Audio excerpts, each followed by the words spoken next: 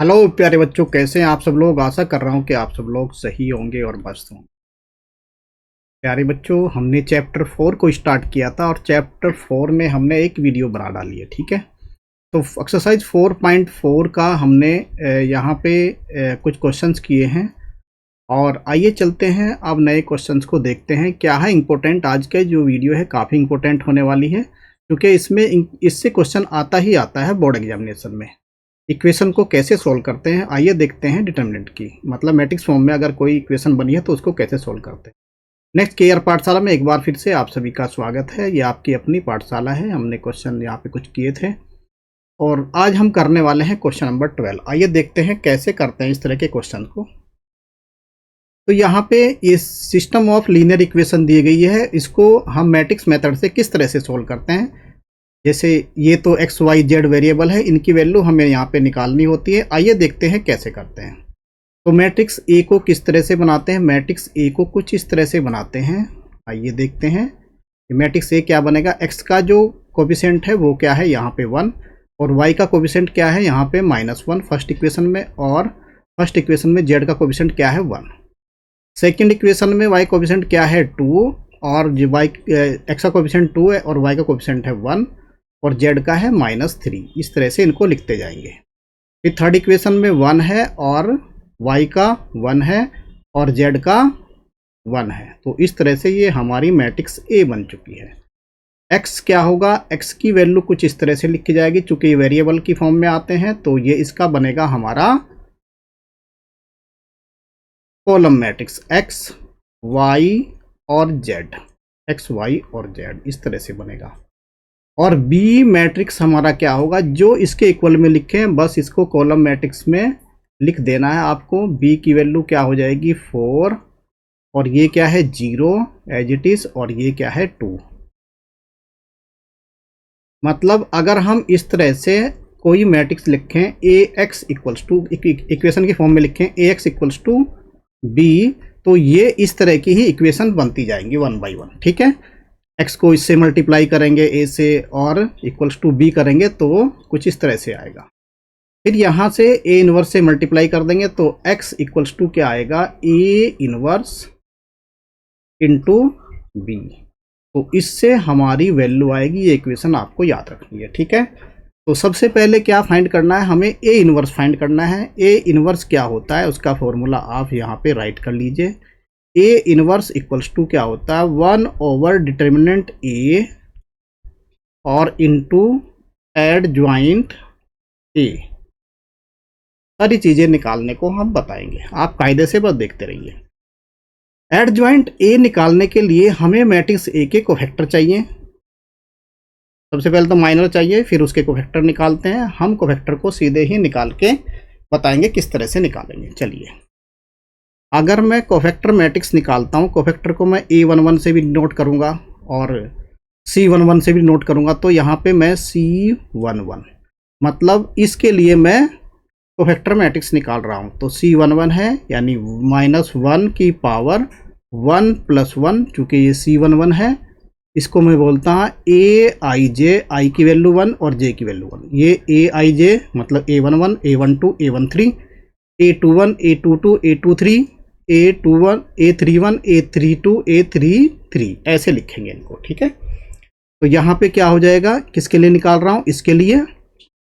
तो क्या बनेगी मैट्रिक्स मेरी 1 डिटर्मिनेंट बनेगा -3 1 और 1 इस तरह से निकालूंगा। तो C11 क्या हो जाएगा, यहाँ पे 1 + 3 ये हो जाएगा 4। ठीक है, इस तरह से C12 क्या हो जाएगा, अब मैं निकालूंगा इसके लिए। इसके लिए क्या आता है आइए देखते हैं क्या हो जाएगा, -1 की पावर ये 1 और +2 ये ओड आएगा तो इसकी वैल्यू क्या हो जाएगी, यहाँ पे ये लूँगा मैं। ठीक है, और इसके रिस्पेक्ट में ये कॉलम और ये रो मेरी चली जाएगी तो 2 - 3, तो यहाँ बचेगा मेरा कुछ इस तरह से। ऐसे लिखेंगे, इसको लिखते जाएंगे बस आप। ठीक है, यहाँ क्या बचेगा 2 और यहाँ -3 और ये होगा 1 1।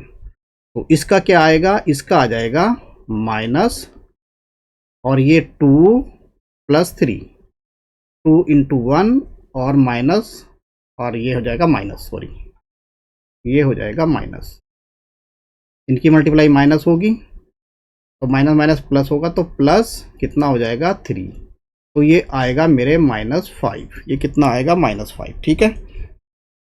फिर मैं यहाँ पे निकालूंगा C13 इक्वल्स टू -1 की पावर 1 + 3 और ये रखूँगा, तो इसके लिए निकाल रहा हूँ, तो इसके लिए क्या हो जाएगा, ये कॉलम और ये रो चला जाएगा, तो क्या बना डिटर्मिनेंट 2 1 और 1 1, तो ये क्या आ जाएगा, ये आएगा चूँकि इसकी पावर इवन है तो आ जाएगा प्लस, तो 2 - 1 हो जाएगा 1, ठीक है, इस तरह से। तो फिर मैं निकालूंगा C21, क्योंकि कॉलम मेरा 1 है और रो मेरी 2 है, तो रो को पहले लिखते हैं, कॉलम को बाद में। क्या आएगा, -1 की पावर 2 + 1 और ये बचेगा यहाँ पे, ये कॉलम और ये रो चला गया, तो क्या बचेगा -1 और ये 1 और नीचे से 1 1, इस तरह से आएगा, ठीक है।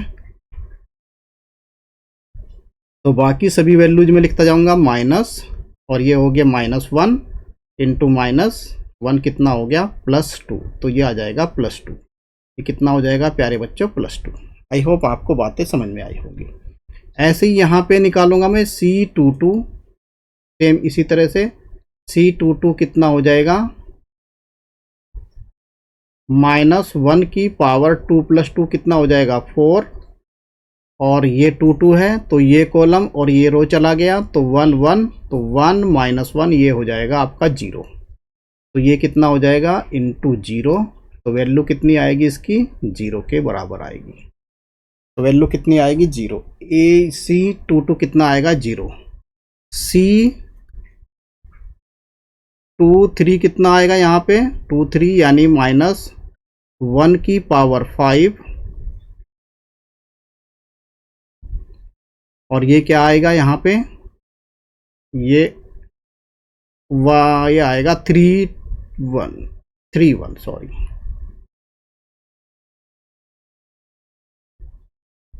ये आएगा C31,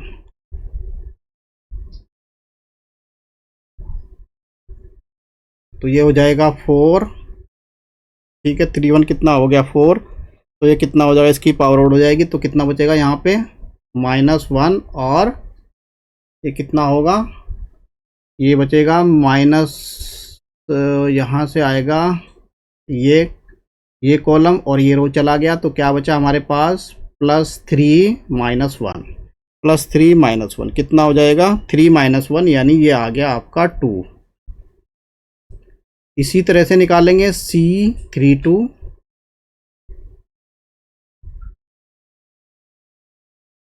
कितना हो जाएगा यहाँ से C32 हमारे पास आ जाएगा 5, और C33 कितना हो जाएगा हमारे पास, ये भी हो जाएगा 3, ठीक है। तो इनका कोफैक्टर मैट्रिक्स क्या होगा, ए का कोफैक्टर मैट्रिक्स, तो लिखेंगे cofactor matrix of A equals to कितना हो जाएगा, कुछ इस तरह से इसका मैट्रिक्स को बना लेंगे आप, ठीक है। कोफैक्टर मैट्रिक्स कितना लिख लेंगे इसका, आइए देखते हैं क्या बनेगा। कोफैक्टर मैट्रिक्स ऑफ ए कितना बनेगा, कोफैक्टर मैट्रिक्स ऑफ ए कुछ इस तरह से बनेगा, लिख लीजिए इसको। तो ये आ गया 4, और ये आ गया -5, और ये आ गया यहाँ पे 1, और ये आ गया 2 1 कितना हो गया 2, और ये हो गया यहाँ पे 0, और ये हो गया यहाँ पे C22 C23 नहीं निकाला, 23 C23 कितना हो जाएगा, C23 हमारे पास कितना हो जाएगा -2, ये कितना हो गया -2, तो ये हो गया -2, और C31 कितना हो गया 2, और ये हो गया 5, और ये हो गया यहाँ पे 3, ये होगा यहाँ पे 3। तो इस तरह से कोफैक्टर मैट्रिक्स ऑफ ए बनेगा। तो एडजॉइंट ए क्या होगा, आइए देखते हैं एडजॉइंट ए क्या होगा। तो adjoint A equals to cofactor matrix का ट्रांसपोज। तो कोफैक्टर मैट्रिक्स क्या बना था मेरे पास, 4 - 5 1, 4 - 5 और ये 1, और ये क्या आया था यहाँ पे 2 0 - 3, 2 0 - 2, और ये क्या आया था यहाँ पे 2 5 3, 2 5 3। बस इसका ट्रांसपोज क्या आएगा हमारे पास, ट्रांसपोज को टी भी लिखते हैं और डैश भी लिख देते हैं। तो एड ज्वाइंट ए क्या आया हमारे पास, adjoint A equals to, पहले तो इसको डिटर्मिनेंट निकाल के देखते भी हैं कि ये क्या सिंगुलर है नॉन सिंगुलर है। नॉन सिंगुलर मैट्रिक्स का हम ए इनवर्स एग्जिस्ट करता है, ठीक है, तो वो भी निकाल लिया होगा, शायद से मैंने नहीं निकाला, ठीक है, उसको भी देखते हैं, पहले तो वही निकालते हैं। तो ट्रांसपोज कितना हो जाएगा, ये कितना होगा 4 - 5 और 1, मतलब रो को कॉलम में कन्वर्ट कर लेते हैं।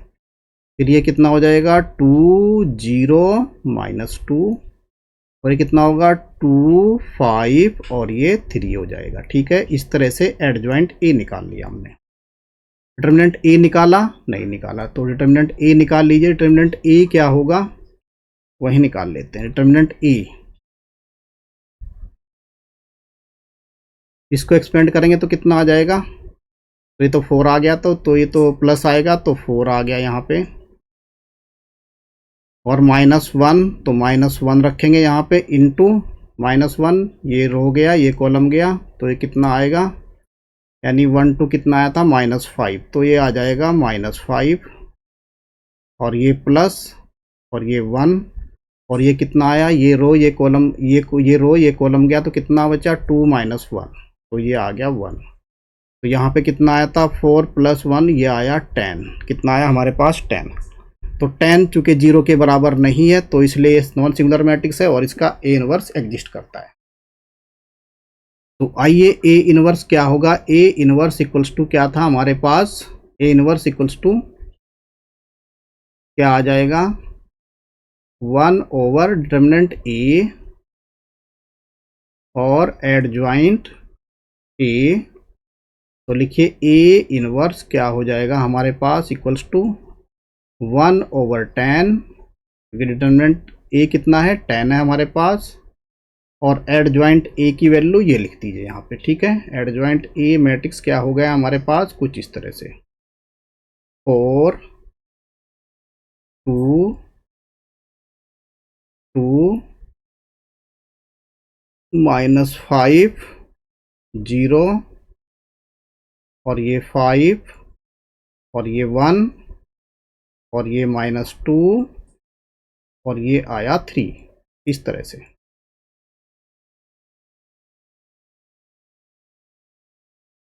तो ये हमारे पास आया ए इनवर्स। तो इक्वेशन क्या थी,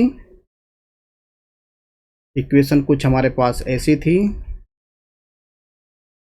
x equals to A inverse into B. तो क्या हो जाएगा यहाँ से वैल्यू हमारी इंटू बी, तो वैल्यू कुछ इस तरह से आएगी। आइए देखते हैं क्या है, ए इनवर्स कितना हुआ 1/10,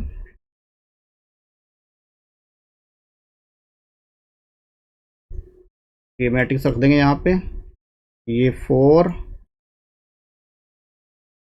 ये 2, और ये 2,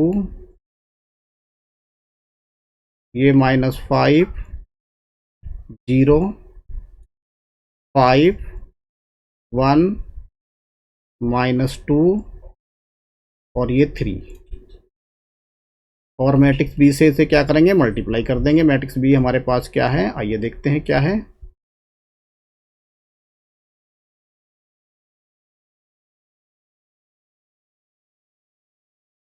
4 0, और क्या था वहां पे 2, इससे इसकी मल्टीप्लाई करेंगे, बस मल्टीप्लाई कर दीजिए इसकी। तो x इक्वल्स टू कितना आ जाएगा यहाँ से इसका इससे मल्टीप्लाई करते जाएंगे तो 4 4 जा 16 0 और ये हो जाएगा 4। तो ये मैट्रिक्स क्या बनेगी, कुछ इस तरह से बनेगी मैट्रिक्स 1/10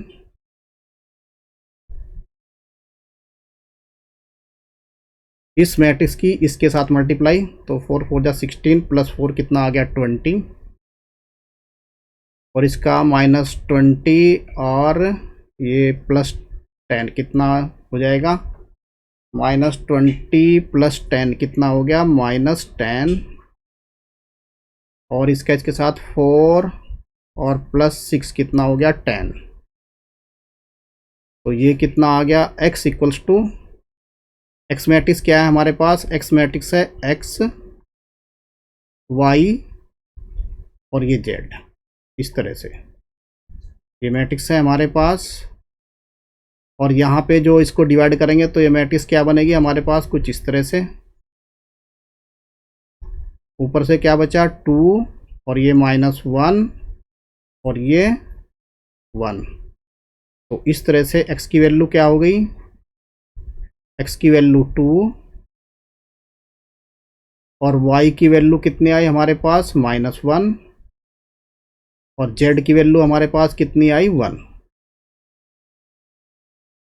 इस तरह से ये क्वेश्चन सॉल्व किया गया, ठीक है। तो ये वैल्यूज आने वाली है। नेक्स्ट क्वेश्चन हम बाद में नेक्स्ट वीडियो में करने वाले हैं। Thank you very much.